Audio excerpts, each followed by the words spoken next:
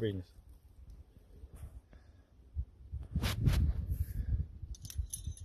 Okay, and you do need 2 carabiners. You can't do this with 1. Pull that tight. Just lost me. Thank you. Okay. Yeah. Jolly good. Right then. So now all you need to do is this. Get a little bit of tension on. It just helps.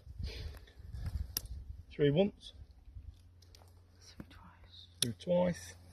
Guess what happens? Locks in place. Oh, nice. Security loop So much once. easier. Security loop twice.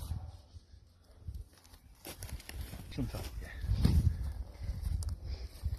Again, lock it in place because then it stops somebody coming along down.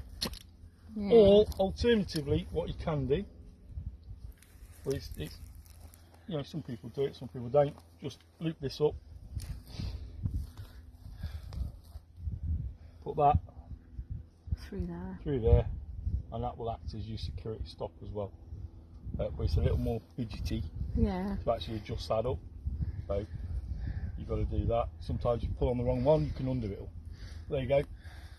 That's nice and secure.